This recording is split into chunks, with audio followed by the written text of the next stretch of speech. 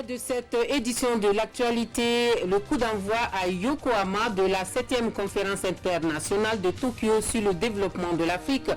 Plusieurs dirigeants africains, dont le président du Faso, prennent part à la rencontre à suivre la cérémonie officielle d'ouverture de la TICAD 7 dès le début de ce journal.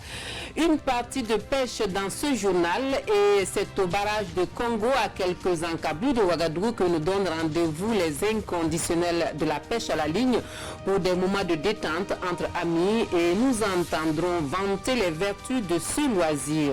De l'or pour le Burkina Faso aux 12e Jeux africains de Rabat, des médailles qui nous viennent de Fabrice Zango pour le triple saut et Laetitia Bambara au lancer de marteau et aussi une victoire éclatante des étalons U20 qui ont dominé très largement les Lions de la Teranga. Un après-midi faste pour le pays des hommes intègres à suivre en fin d'édition. Bonjour.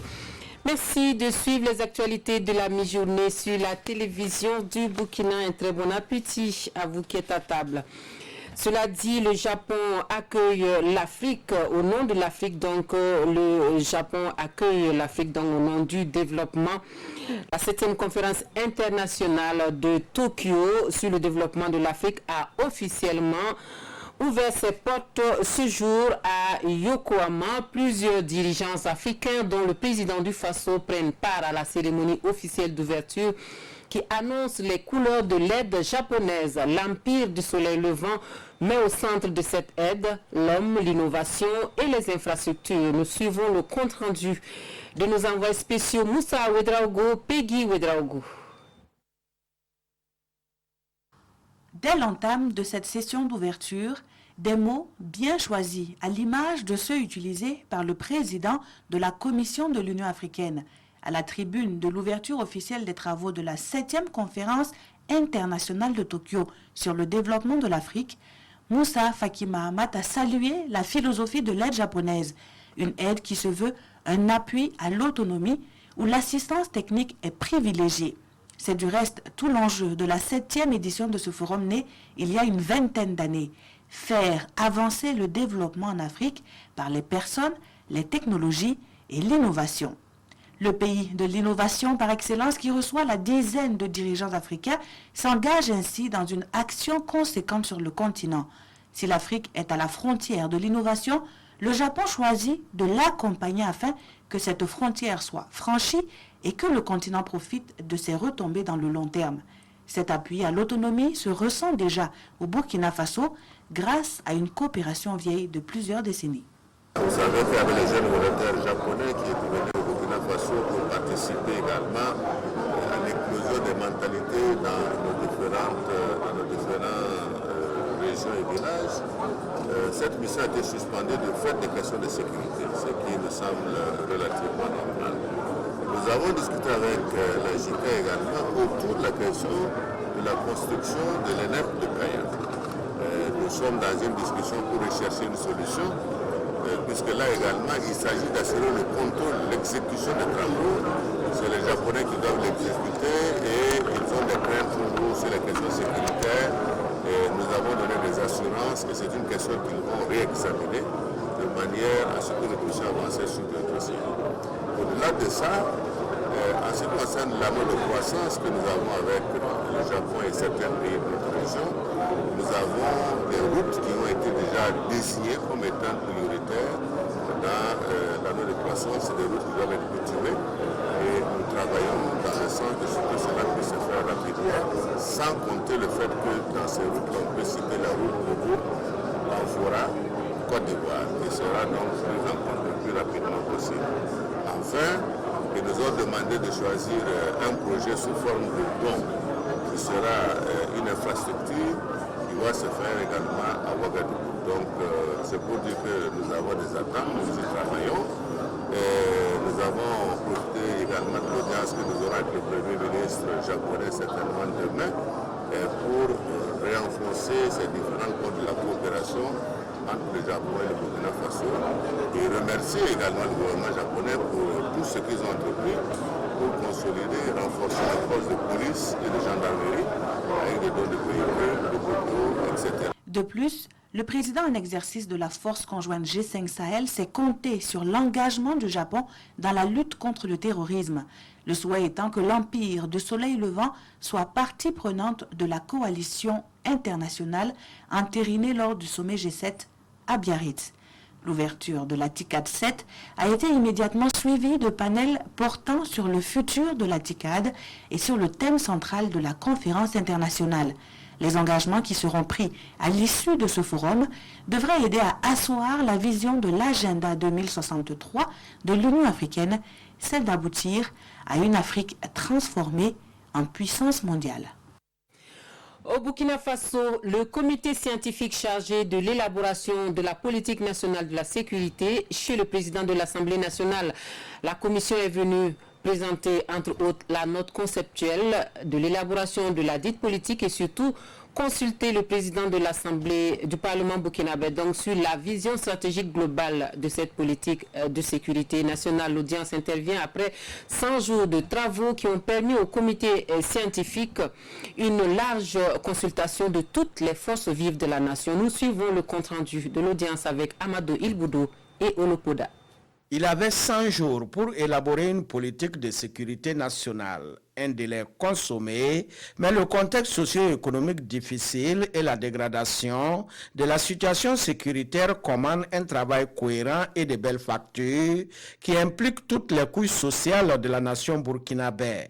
Et avec le président de l'Assemblée nationale, le comité scientifique d'élaboration de la politique de sécurité nationale fait le point de ces travaux. Cette équipe pluridisciplinaire estime que la gouvernance sécuritaire ne doit plus être une approche sectorielle, mais plutôt une approche holistique qui met l'homme au centre des préoccupations de sécurité. Ce qui doit changer, c'est l'approche de la gouvernance sécuritaire. Nous sommes en train donc nous voulons donc poser les fondements d'une nouvelle approche sécuritaire, d'une nouvelle façon de concevoir la sécurité et de la mettre en œuvre. Donc, c'est essentiel de comprendre qu'aujourd'hui, on ne peut plus continuer à gouverner le domaine sécuritaire comme on l'a toujours fait, de manière sectorielle. Il faut que tout le monde soit associé, y compris les peuples.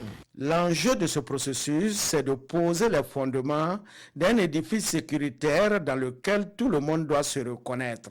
C'est un travail inclusif qu'ils sont en train de faire et qui va engager l'ensemble des Burkinabés parce que toutes les couches seront consultées et nous estimons qu'au final, nous devons pouvoir nous approprier ces textes-là et qu'il puisse y avoir des mesures, des textes d'application des réflexions qui seront tout cas issues et que l'exécutif et que les pouvoirs publics puissent empêcher tout individu ou groupe d'individus qui peut empêcher le Burkina de fonctionner et d'aller sur les rails comme il se doit. Donc il faut s'assumer jusqu'au bout. Entamé depuis le 8 avril dernier, le processus consultatif se poursuit. Et cette halte à l'Assemblée nationale est une suite logique du processus qui se veut participatif et inclusif. Le colonel Moussa Diallo prend désormais le commandement de la 3e région militaire du Burkina Faso. Artilleur de formation, il aura pour mission de défendre le pays contre ses agresseurs et d'œuvrer pour la sécurité et la paix au Burkina. Le nouveau commandant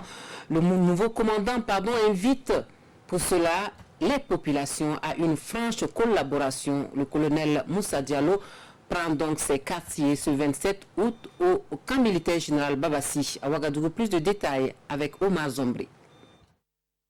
C'est cet homme, le colonel Moussa Diallo, qui tient désormais le commandement de la 3e région militaire du Burkina Faso.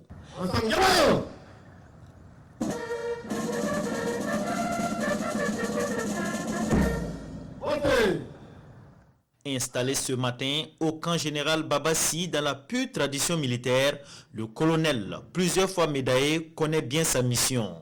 C'est défendre coûte que coûte le pays face au terrorisme qui menace la paix et la cohésion sociale. Avant que nous arrivions aux commandes ici, la menace était déjà là. C'est vrai, comme le SEMAT l'a dit, il n'y a pas de risque zéro, mais nous devons prendre toutes les mesures pour vraiment galvaniser nos hommes afin que nous arrivions à bout de ces sinistres. Le chef d'état-major de l'armée de terre appelle les soldats de la 3e région militaire à respecter leur nouveau chef. Il les exhorte aussi à l'engagement au combat contre les forces du mal et à rester debout en ces temps si éprouvants pour les forces de défense et de sécurité. Quand vous démobilisez les troupes, nous sommes au front. Lorsque vous les démobilisez, l'ennemi va arriver en ville. Et ne permettez pas cela. Au contraire, les hommes ont besoin d'être commandés. Lorsque vous dénigrez le commandement et vous découragez les hommes, ils ont l'impression de n'avoir personne devant eux en tête pour les commander. Et donc ils seront démotivés.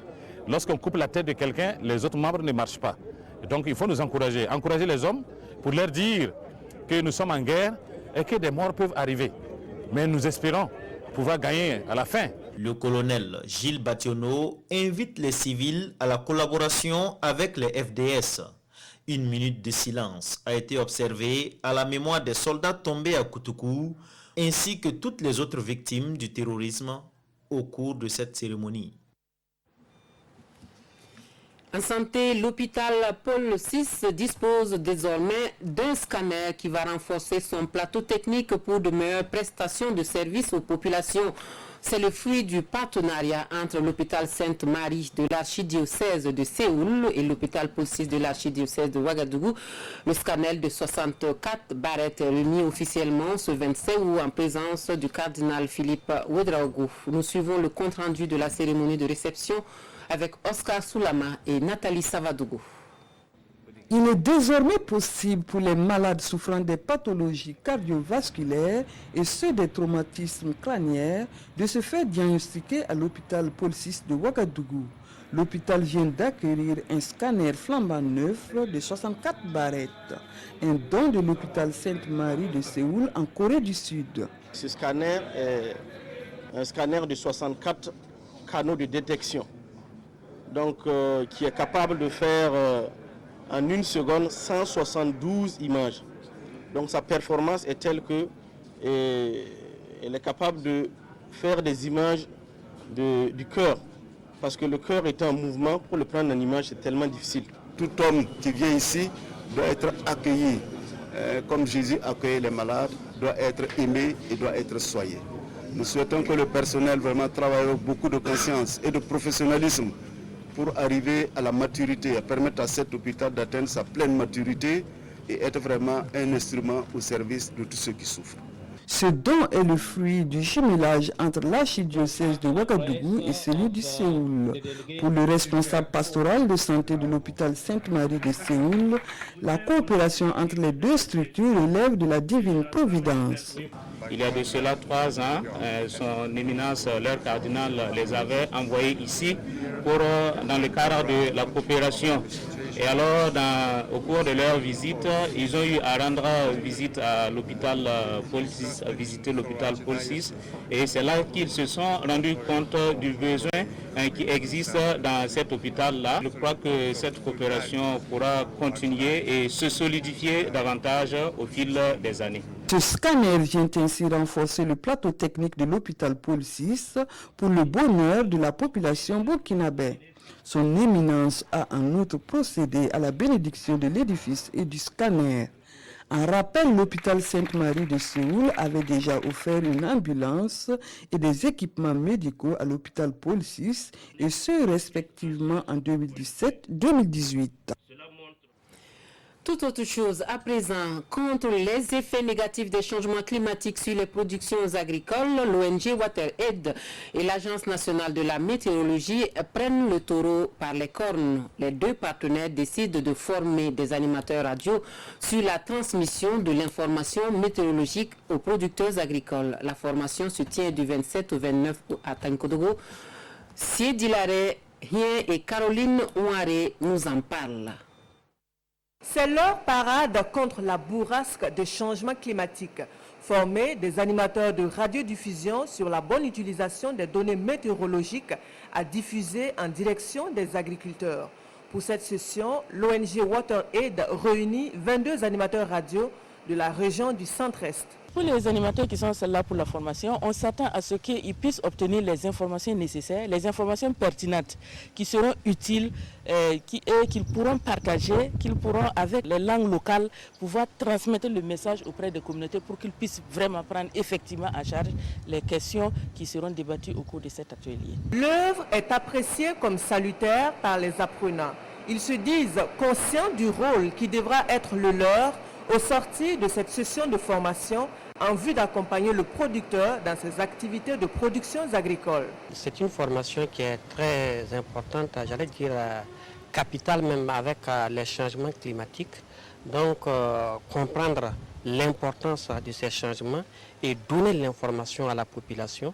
Nous savons que nous sommes au Burkina Faso qui est majoritairement agriculteur, donc ils ont besoin de ces informations et pour pouvoir prendre les saisons au bon moment, parce que si tu rates le moment, alors ça peut être une cause de rater la saison et une mauvaise récolte. La formation est assurée par des techniciens de l'Agence nationale de la météorologie et de la Direction générale des ressources en eau.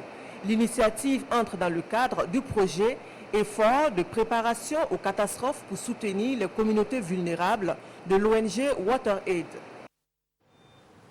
Et c'est là que nous marquons un arrêt pour nous intéresser au manioc dont la production s'impose de plus en plus comme une évidence dans l'agriculture au Burkina Faso. La filière entre progressivement dans les habitudes agricoles et alimentaires des Burkinabés et cela se voit à Bitou où un festival dédié aux tubercules se tient depuis l'année dernière. Les journées promotionnelles du manioc offrent donc un cadre aux producteurs et transformateurs pour exposer production et savoir-faire à travers une galerie marchande. Moussa Ouedraogo, Mariam Ouattara. Du manioc, produit au Burkina, transformé au Burkina pour la consommation burkinabé. Atieke, gari, tapioca, placali et même biscuits, le manioc est sous toutes ses formes au deuxième festival des tubercules de Bitou, Festibit. Un savoir-faire porté par des producteurs et productrices et achevé par des transformatrices chevronnées. L'idée qui soutient cette organisation, c'est juste amener les producteurs à pouvoir avoir un cadre d'échange et un cadre de commercialisation du manioc dans la région et pourquoi pas dans l'ensemble du Burkina. Cette deuxième édition est placée sous le thème « Enjeux et perspectives de la valorisation et la transformation du manioc ». Thème pertinent au vu du caractère périssable du tubercule. Nous cultivons beaucoup. Bon, une fois arrivé sur le marché, des fois on a le problème d'écoulement. Alors s'il n'y a pas de marché, tu vois, ça décourage. Et puis encore, les femmes qui font les transformations là, ils n'ont pas assez, ils n'ont pas suffisamment de matériel. Ces genres de manifestations, ça valorise et ça fait la promotion de la filière manioc. Nous demandons à toutes les communes de vraiment accepter nos produits dans les cantines scolaires. Ça ouvrira des marchés et ça pourra pousser la production. Avec une production de plus de 5000 tonnes par an sur une superficie de 200 hectares exploités, la filière manioc occupe près de 500 producteurs et productrices de la commune de Bitou. La commune est ainsi classée parmi les premières productrices de manioc au Burkina Faso. Des chiffres qui justifient amplement ces journées promotionnelles. Déjà, c'est bon qu'il y ait des initiatives au niveau local. Je crois que le développement passe par là. C'est un des éléments essentiels. Et Bitou est une ville carrefour, comme vous l'avez remarqué. Et aujourd'hui, la douane ayant été déplacée, c'est une ville qui est économiquement en difficulté.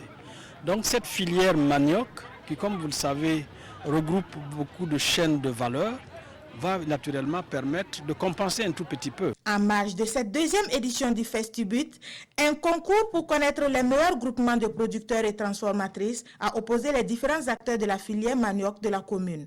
La palme du meilleur producteur revient au groupement Wenawani Nere. Le groupement Avorb, elle s'adjuge celle du meilleur groupement des transformatrices. Visite de stand et dégustation de mets à base de manioc ont mis fin à cette deuxième édition du Festibut. Même si le mois d'août très pluvieux n'est pas la période la mieux indiquée pour la pratique de la pêche, plusieurs personnes passionnées ou en quête d'espace de détente se donnent les moyens pour s'adonner à l'activité. C'est le cas au barrage de Congo, à la périphérie sud de Ouagadougou, où les inconditionnels de la pêche à la ligne se retrouvent le week-end entre amis. Et que ça morde ou pas, non, on est là surtout pour échapper au stress quotidien, se ressourcer et faire le vide afin d'aborder la vie autrement que de vertu. Que l'on n'hésite pas à louer à la pêche à la canne. On vous dit tout sur ce loisir avec Konsoun Koulibaly et Jérôme Tendano. Barrage de Congo, nous sommes dimanche. Et pour Yannick Ouedraogo, c'est jour de pêche. Ingénieur en informatique de son état, il a arrangé pour ce jour souris et clavier pour nourrir sa passion, la pêche en ligne. Un divertissement qu'il pratique depuis bien longtemps et dont il se réjouit de l'impact sur son comportement. Moi j'étais coloré et puis nerveux. Mais avec la pêche, je commence à canaliser toute cette colère-là, tout, et puis ça me calme. Parce que c'est une passion aussi. Les amis de Yannick font également le même constat. La pêche a transformé leur ami. Pour eux, le changement de comportement est perceptible à plusieurs niveaux. Elle a changé beaucoup. Parce que c'était quelqu'un, il était tellement aigri, même côté comme... Tu le parles en matière de dispute, il ne pouvait pas discuter beaucoup avec quelqu'un, quoi. Même chez lui, même au service, c'était pas facile, hein, avec ses collègues et consorts. Donc, actuellement, il a changé beaucoup. De la recherche des appâts au minage, en passant par la fixation, les différentes étapes de la pêche à la canne n'ont plus de secret pour Yannick. L'ingénieur en informatique s'est donné les moyens de sa passion. Cette canne, c'est ma première canne qui m'a coûté 25 000. Et ça m'a coûté aux environs de 7 000. Ça, je peux dire, comme c'est 7 mètres, 10 000. Et la chaise m'a coûté 20 000. Donc, si on estime, j'ai presque 45 cannes d'une valeur de 1 million, avec tout le matos d'une valeur de 1 million. Si chez Yannick, la pêche est perçue comme une thérapie de la nervosité, chez d'autres, visiblement moins passionnés, la pêche à la canne permet surtout de se détendre. Je suis venu avec ma famille, mais pour moi, c'est essentiellement pour perdre le temps. C'est pas pour venir pêcher, aller vendre ou quelque chose. Vous voyez, c'est que je tiens. C'est pas, voilà. C'est toujours pour passer le temps avec mes enfants. Comme ils sont en vacances, moi aussi je suis en congé. Voilà, je vais profiter du temps. Il y a des jours que tu te lèves comme ça, tu n'as pas envie de rester à la maison. Souvent, si tu as trop de chouchous ici, tu viens. Ici, là, si les poissons prennent, tu es content. Voilà. Et puis en plus, tu vois le monde comme ça, vous faites l'ambiance. Avec les variations du niveau de l'eau pendant le mois d'août, la période semble peu propice à la pêche en ligne, car cela ne tienne. Yannick et ses camarades développent des stratégies pour s'y adapter. Les journalistes catholiques d'Afrique de l'Ouest francophone et du Ghana se sont donné rendez-vous à Abidjan du 8 au 16 août dernier pour réfléchir sur le rôle et la responsabilité des médias dans la préservation de la paix sociale dans un contexte de processus électoraux en Afrique. Au terme de la rencontre, ils prennent la résolution de réfléchir à la mise en place d'une structure sous-régionale UCAP Afrique de l'Ouest. Retour sur ces instants de partage et de convivialité avec Viviane Tiendrebogo. Ils étaient en tout 92 journalistes catholiques de 7 pays francophones d'Afrique de l'Ouest et du Ghana à prendre part à ce réfléchisseur. Les participants ont pu entendre 4 communications en rapport avec le thème général qui est « Processus électoraux en Afrique, rôle et responsabilité des médias dans la préservation de la paix sociale ». La Côte d'Ivoire et le Burkina Faso, en 2020, seront dans des élections présidentielles et législatives. Il ne faut pas que ces élections soient des sources d'angoisse, soient des sources de stress. Et le rôle des médias est tellement important parce que c'est aux médias, aux journalistes, aux communicateurs catholiques de jouer leur rôle en étant des observateurs avertis, basés sur l'équité, l'impartialité, sur le professionnalisme pour amener les gouvernants à offrir des élections apaisées et équitables à nos populations. Réunis au nom de leur foi, les journalistes et communicateurs ont vécu des célébrations majeures comme celle du 15 août, fête de l'Assomption, avec 2 communautés paroissiales du district d'Abidjan. La rencontre sous-régionale s'est tenue avec la bénédiction des conférences épiscopales burkinabè et ivoiriennes. Au terme de leurs échanges, les participants ont lancé 2 appels. Le premier aux hommes politiques pour qu'ils prônent la cohésion et la paix, et le second aux médias pour qu'ils travaillent avec plus d'impartialité. En sport, enfin, l'or pour le Burkina Faso à ses 12e Jeux africains de Rabat. Des médailles d'or pour Hugues Fabrice Zango au triple saut et Laetitia Bambara au lancer du marteau. Et c'est toute une nation qui applaudit. Voici donc pour vous cet après-midi faste au stade du complexe sportif Moulay Abdallah de Rabat que nous relatent Adama Guiti et Jérôme Tiendrebego.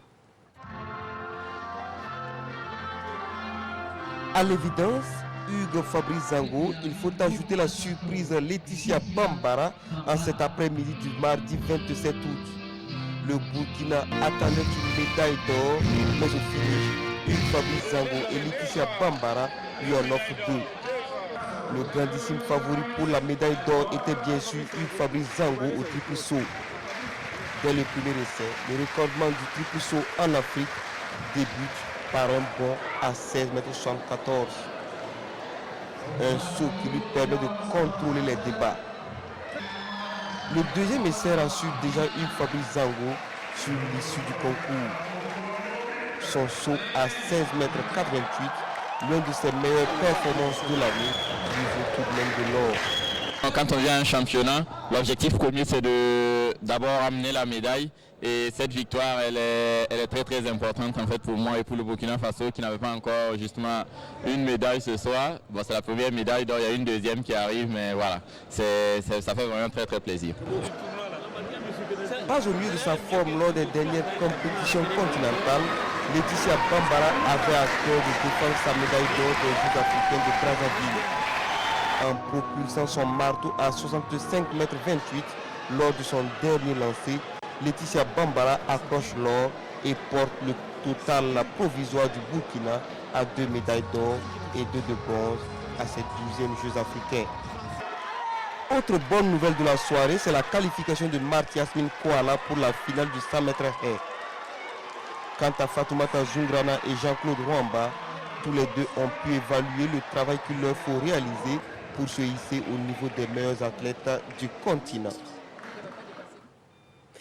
Une victoire, une qualification pour assouvir une vengeance vieille de 4 ans. Battue en finale aux Jeux africains de Brazzaville en 2015, les étalons juniors ont attendu les Jeux africains de Rabat pour marcher sur les lions de la Teranga. Suivez plutôt Jérôme Tiendrebego.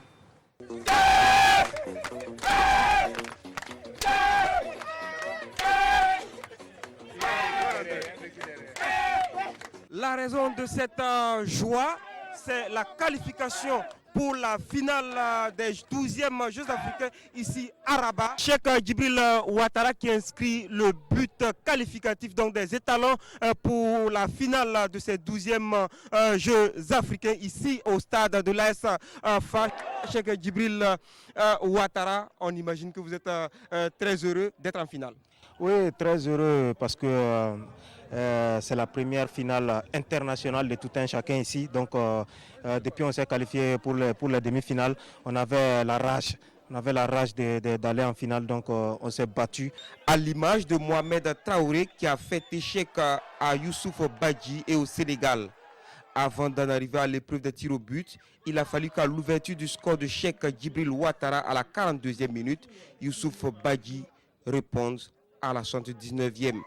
On savait que cette équipe était redoutable sur les balles arrêtées. On a pris un but où les joueurs étaient plombés, mais il fallait retrouver les ressources nécessaires. On avait quand même des difficultés parce que physiquement, ça commence à être assez éprouvant et pour les jeunes joueurs qui sont pratiquement tous à leur première haute compétition et contre une équipe qui est inhabituée de ce genre de compétition, avec une équipe que nous savons très technique. La première demi-finale Nigeria-Mali a retenu l'attention par le nombre de ratés dans les deux camps. D'abord dans le jeu avec notamment ce pénalty manqué par le capitaine Ibrahim Aboubakar. 0-0 après 120 minutes de jeu. L'épreuve des tirs au but démarre aussi mal. Après 3 tirs de chaque côté et toujours 0-0 au marquoir, les tireurs finissent par trouver le chemin des buts. Et ce sont les Sapeurs Eagles qui se montrent plus adroits avec 5 tirs réussis contre 4. Nigeria, Burkina Faso, une finale avec un parfum tout particulier. On a une revanche à prendre. En 2013, on se rappelle, le Nigeria a battu le Burkina Faso, nos grands frères. Donc c'est une obligation pour nous de les venger. Donc on va s'entraîner, on va croire en nous et Inch'Allah, ça va aller. Et voilà donc des étalons juniors qui veulent venger les étalons seniors. Vous rappelez que les étalons étaient tombés 1-0 en finale du côté de l'Afrique du Sud. Et Cheikh Djibril Ouattara et ses camarades ont le devoir donc de venger leurs ennemis. Actualité hors du Burkina, nouveau drame meurtrier au large des côtes libyennes. Au moins 5 migrants ont trouvé la mort et une vingtaine de personnes seraient toujours disparues suite à cet énième naufrage d'une embarcation qui a chaviré cette fois à une centaine de kilomètres de Tripoli. Ces 5 corps sans vie sont ceux d'une femme, d'un enfant marocain et de 3 hommes, un Marocain, un Somalien et un Soudanais. Ils ont été repêchés au large de la Libye. 20 autres personnes sont portées disparues après le naufrage de leur embarcation. 65 autres migrants ont en revanche été secourus. Sur la route de la Libye vers l'Europe, nous observons une hausse incroyablement inquiétante de la mortalité. Au rythme actuel, une personne meurt lorsque 6 ou 7 atteignent les côtes européennes.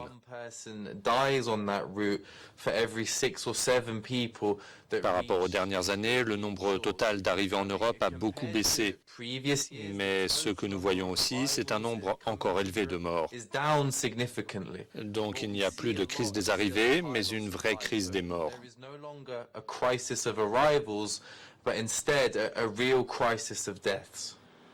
Malgré des violences persistantes depuis la chute de Kadhafi en 2011, la Libye reste un point de transit majeur pour les migrants fuyant d'autres régions d'Afrique.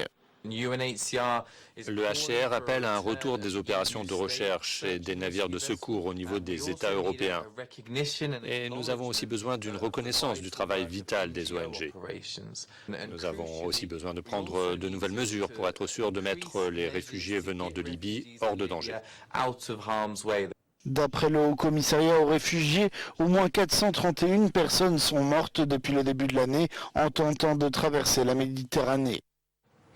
Et pour finir, la conférence internationale de Tokyo sur le développement de l'Afrique qui fait la une des quotidiens burkinabés, ainsi que les performances des Burkinabés aux 12e Jeux africains de Rabat. La revue de la presse est signée Aimé Solange Digma.